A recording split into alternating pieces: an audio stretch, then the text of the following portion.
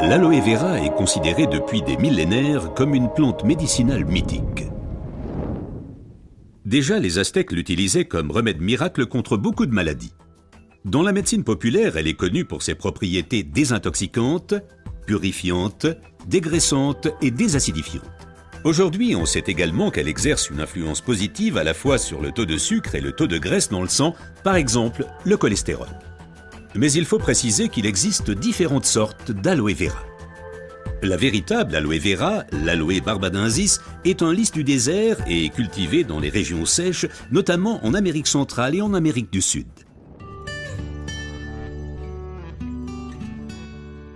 L'efficacité de l'aloe vera dépend principalement de son traitement, mais les différences se font dès la récolte. Pour éviter d'abîmer la plante, les feuilles doivent être coupées à la main. Comme la pellicule supérieure de la feuille contient de l'aloïne toxique qui protège la plante contre les animaux et a un effet laxatif pour l'être humain, il faut bien séparer l'enveloppe du gel intérieur. Le gel est du reste l'élément le plus précieux de l'aloe vera. Il contient à lui seul plus de 150 composants importants et bénéfiques pour la santé tels que vitamines, enzymes, polysaccharides et oligoéléments.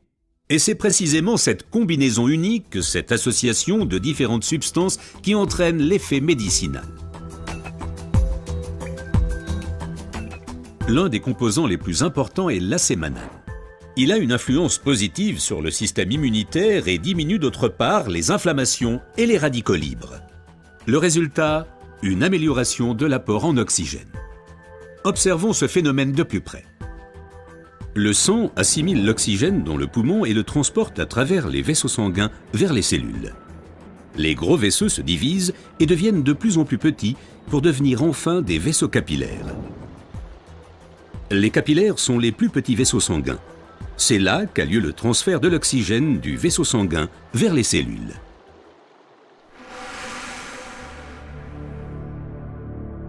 Une alimentation malsaine, la pollution de l'environnement, le stress et des exigences élevées affaiblissent notre système immunitaire. Les radicaux libres ont le jeu plus facile et ils peuvent entraîner des micro-inflammations dans l'organisme. Ces inflammations altèrent les vaisseaux et entraînent un épaississement des parois des capillaires.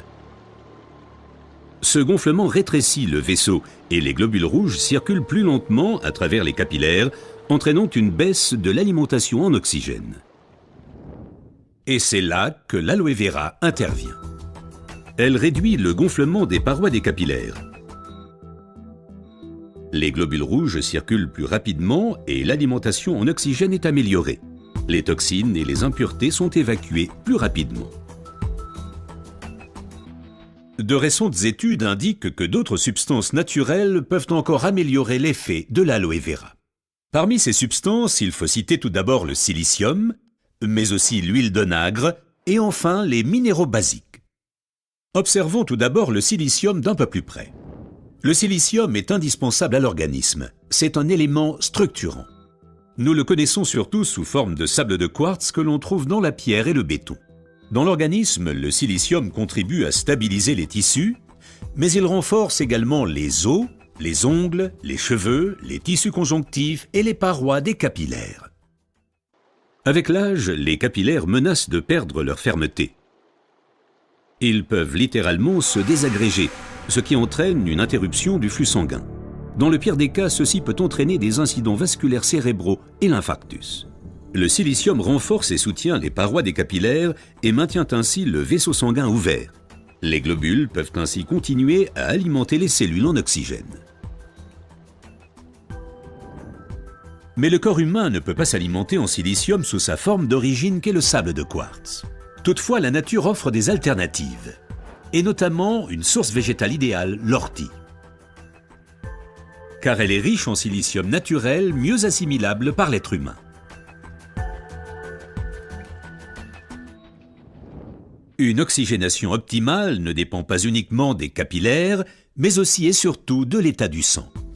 Le sang ne peut bien circuler dans les vaisseaux capillaires que s'il est suffisamment fluide. Certaines substances peuvent améliorer la fluidité du sang, l'huile d'onagre avec ses acides gras insaturés et naturellement les minéraux basiques. Les acides gras insaturés sont des fluidifiants du sang. Ils empêchent les globules de s'agglutiner et donc un épaississement du sang.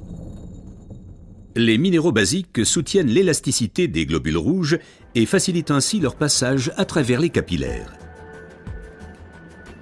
Ces deux éléments améliorent la fluidité du sang et garantissent ainsi son alimentation optimale en oxygène. Permettez-moi de récapituler. Une oxygénation satisfaisante de nos cellules est une condition importante de notre santé et permet également de prévenir les maladies graves.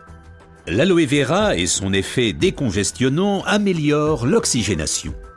Le silicium renforce les parois des capillaires et garde le vaisseau sanguin ouvert. Cet effet est renforcé par l'huile d'onagre et aussi par les minéraux basiques. Ce que la médecine populaire savait depuis longtemps est maintenant confirmé par la recherche moderne.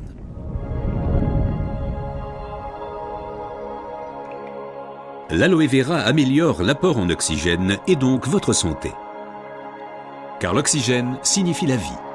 Faites confiance à l'aloe vera.